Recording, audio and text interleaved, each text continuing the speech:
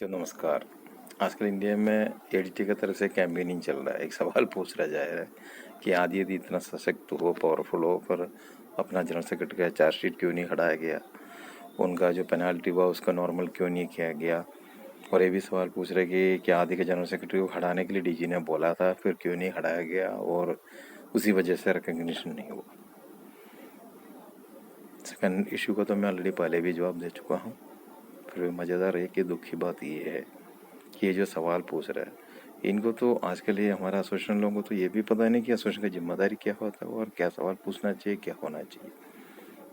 ये तो पहले भी उन्होंने प्रूव कर दिया, क्योंकि 93 से लेकर आज तक 2020 तक का 27 साल का हिस्ट्री में जब 4 साल के लिए रिकग्निशन मिला जिसमें जेसीएम का पावर था, उसको तो ये भी पता नहीं कि जेसीएम की इस चीज़ के लिए और उसमें लेके मीटिंग करके क्या करना है। और उनको अभी तो ये भी पता चला कि उनको ये भी पता नहीं कि एसोसिएशन किस चीज़ के लिए होता है, कि एसोसिएशन का अपना खुद का हक क्या है, एसोसिएशन का क्या जिम्मेदारी होता है। इसीलिए सवाल पूछा जा रहा है। और खुद को ये भी है, ये भी ओवर स्मार्ट होकर ये भी खुद नहीं समझ रहे कि ओवर स्मार्ट होकर खुद को ना मार दे। इसलिए मैं इसको कोई जवाब देना चाह रहा हूँ। देखो साथियों, ये मेरा एक पर्सनल मामला था। आदि जब बनाया गया था ना, आदि के मिशन में कहीं भी अनिल कुमार और उनके खिलाफ का जो एक्शन हुआ वो कोई इश्यू नहीं था। और आज भी मैं दावा से बोल सकता कि आदि आज तक अनिल कुमार का इंडिविजुअल इशू कहीं टेकअप नहीं किया। जो इशू करना था, क्योंकि आदि बनने से पहले हो चुका था, उसी पहले से मैं लड़ रहा हूँ। आज भी मैं लड़ के आ चुका हूँ और बहुत सारे इशू सेटल हो चुका है। आज का दिन में मेरा पैसा नॉर्मल हो चुका है, लेकिन उसमें कहीं भी में आदि में पिक्चर में नहीं लाया गया। और बात बना ये जो चार्ज किया जा रहा है कि इनको एक्शन हुआ था, ये हो गया था, ये पावरफुल था, ये आदि का जिम्मेदारी था। टू बी फ्रैंक, जब ये कांड हुआ था 2016 में, आदि नहीं था, अनिल कुमार को एसोसिएशन ऑफिस बेरर नहीं था। उसी दिन as an ordinary employee Anil Kumar RT ADT आप लोगों को जिम्मेदारी था। आप लोगों को लीड करके 400 लोगों की एक मीटिंग हुआ था, एक गेट मीटिंग हुआ था, एक शो हुआ था। आप लोगों को गर्व होना चाहिए था कि एक आर्टिकल 14-16 के इक्वलिटी के खिलाफ जब एक्शन हुआ, एक ग्लास स्टोर को डीजी ने बंद किया गया, लिमिट किया गया कि ओनली ऑफिसर्स वहां से जाएंगे, एडीजी और डीजी वहीं से जाएगा, बाकी एम्प्लॉयज को उसको रोका गया था। तब आपने एक मूवमेंट किया, वो एक सारे एम्प्लॉयज का एक मूवमेंट था, 400 लोग इकट्ठा था। आज भी मैं खुश हूँ, आपने तो उसको डिसोन कर दिया, दोनों एसोसिएशन ने डिसोन कर दिया और ये बोला गया कि सबको चैनल ने किया। और 400 लोगों से ऊपर से हम 4 लोगों का एक्शन भी ले लिया, हमें कोई दिक्कत नहीं है। और आज भी मैं गर्व हूँ, मुझे बहुत गर्व है उसको देखे कि वो गेट आज भी वहाँ खुला पड़ा है। उसी दिन शो के बाद खोलना पड़ा और उसी दिन से लेकर आज तक वो गेट खुला है और वहीं से सारे एम्प्लॉय जाता है। और नेचुरली हर एम्प्लॉय जाने के टाइम कहीं तो कोई अनिल कुमार को याद करेगा, यदि मुझे देखो हो ना हो, लेकिन शायद वो याद रखेंगे। ये मेरे लिए बहुत बड़ा एक अचीवमेंट है। और दूसरा, यदि उसी टाइम वो ग्लास गेट वहाँ यदि बंद होते थे, डीजी एडीजी के लिए होता था, फिर पूरे सारे इंडिया में हर स्टेशन में ओनली हेड ऑफिस के लिए अलग से गेट हो सकते थे और बाकी एम्प्लॉयज के लिए एक सेकेंडरी गेट होता था। ये सब तो आप लोगों का लीडरशिप में बन गया था, लेकिन आप लोगों को पता नहीं चला कि उसको कैसे लेना है, क्योंकि आप तो डर गए थे। डरने का जब आपको प्रैक्शन हुआ गया, आपसे पूछा गया, आपने सब कुछ इंडिविजुअल के ऊपर डाल दिया। ठीक है, हमने फाइट किया, उसी टाइम एडीटी आ गया साथ में फाइट करने के लिए, क्योंकि आपका जनरल सेक्रेटरी थे पवन कुमार कोहली जी ने एक स्टैंड लिया।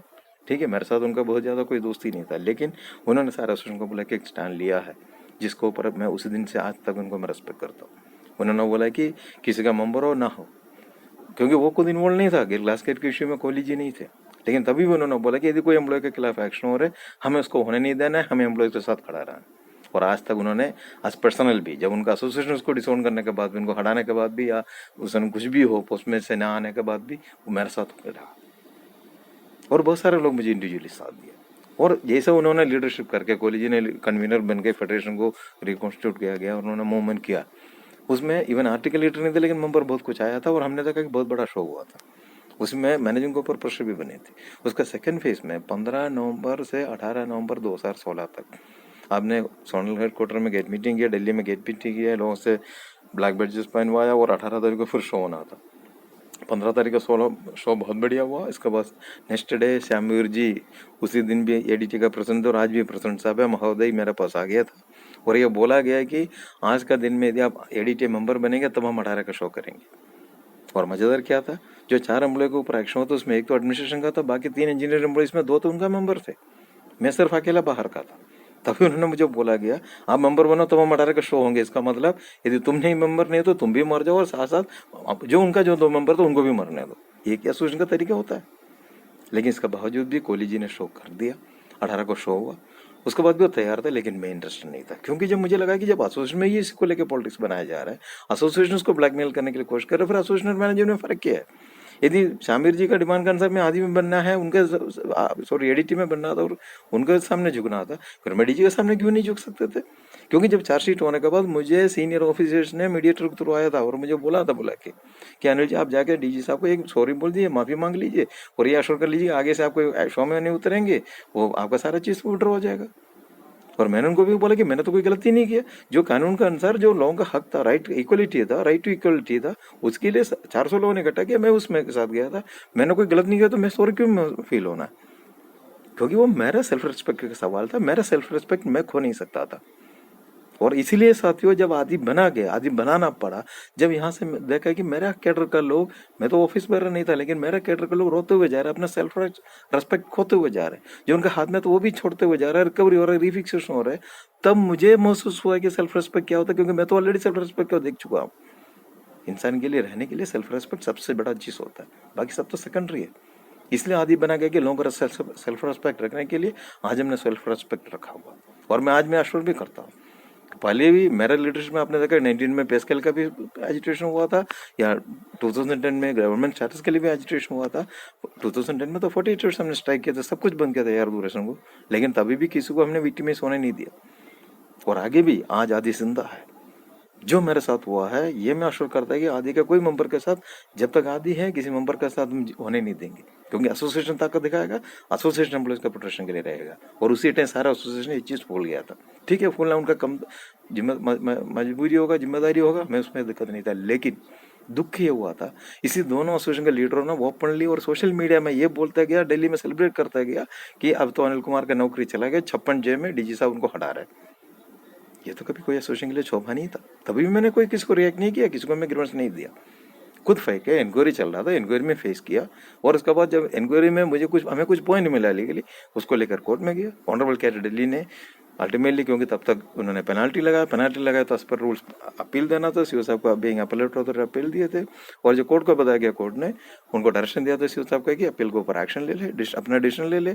और अल्टीमेटली 31, क्योंकि 15 सितंबर 2019 को ऑनरेबल कैट ने सीओ साहब को डायरेक्शन दिया था कि डिसीजन लेने के लिए, और उसी के अनुसार उन्होंने 31 जनवरी को अपना डिसीजन ले लिया, और मेरा जो चारों इंग्रेडिएंट काटे थे सब नॉर्मलाइज कर दिया। ये मेरा अकेले का फाइट था। हाँ, कुछ लोग 200 लोग मुझे साथ दिया, और ऊपर वाला साथ दिया, लेकिन कोई एसोसिएशन साथ नहीं दिया। मुझे उसमें कोई दिक्कत भी नहीं। लेकिन आज जो दिक्कत हो रही है, कि दुख हो रहा है कि जब इसका बावजूद, जब आदि को उन्होंने ये बोला गया कि डीजी जनरल सेक्रेटरी चार्जशीटेड है, जरूर डीजी साहब ने लेटर दिया, उसका जवाब हमारा प्रेसिडेंट साहब ने दिया, क्योंकि आरएसआई रूल इटसेल्फ कहता है कि यदि कोई भी सर्विंग एम्प्लॉय एसोसिएशन लीडर हो सकता है। जब चार्जशीटेड का मतलब है सर्विंग एम्प्लॉय, मेरा टर्मिनेशन कुछ नहीं हुआ। जब टर्मिनेट होंगे या रिटायर होगा तब मेरे हक नहीं बनता है कि मैं एसोसिएशन लीडर बनूं। और कोई भी ट्रेड यूनियन लीडर से पूछ लीजिए, ये बताएंगे कि कोई भी ट्रेड यूनियन एसोसिएशन का लीडर कौन होना, एसोसिएशन डिसीजन लेंगे, ट्रेड यूनियन डिसीजन लेंगे, कोई मैनेजमेंट डिसीजन नहीं लेंगे। जिस दिन मैनेजमेंट डिक्टेट करेगा, फिर उसी दिन सब सोच लीजिए कि वेलफेयर खत्म हो गया, एसोसिएशन खत्म हुआ। और दुख की बात है कि आज भी वो एसोसिएशन वही मांग रहे हैं। उन्होंने कोर्ट में भी गया, रेकग्निशन में कोर्ट में भी फेल करके यही चैलेंज किया गया है कि इनको जनरल सेक्रेटरी को हटाने के लिए बोला, तो इन्होंने बोला गया था, वो खुद ही कोर्ट को बोलना चाह रहे हैं कि क्या मैनेजमेंट डिक्टेट करेगा कि जनरल सेक्रेटरी एसोसिएशन का कौन होगा, पर्सन कौन होगा? इतना बड़ा ब्लंडर कोई नहीं कर सकता, फिर भी आपने कर दिया, हमें कोई दिक्कत नहीं। इसके बाद भी कुछ आउटपुट नहीं हुआ। आज आप लोगों को बता रहे हैं एक डीडीए का गलती से हमारा नाम आ गया देगा, ये क्या गवर्नमेंट सिस्टम में ऐसा काम होता है? आपका क्या कोई मानेगा कि डीडीए की गलती से बार बार ऑर्डर इश्यू होगा, और उसके बाद फिर एचआरआई इसका डाटा में आ जाएंगे? प्रसार का खुद का साइट में एचआरआई डाटा है, पूरी इंडिया से लोगों को पैसा काट के आएगा। आज भी साइट पर डाटा है, जो डीजी भी चला गया, जो डीडीए उसे 10 वो भी चला गया। इसके बाद भी क्या वो नाम आ सकता है? यदि आपको इतना कॉन्फिडेंस है, पर आप सीओ से क्यों चैलेंज नहीं कर रहे कि आप प्रसार साइट में क्यों रखा? क्योंकि ऐसा हवा में नहीं हुआ। जब हमने रूल कोड करके हमारा प्रेसिडेंट साहब ने दिया, उसके अनुसार मैनेजमेंट कमेटी में डिस्कशन हुआ, सीओ साहब थे, दोनों डीजी साहब थे, वहाँ सबको एग्री करना पड़ा, उसके अनुसार उन्होंने हमें इन्वॉल्व किया गया, और ये रूल का अनुसार है।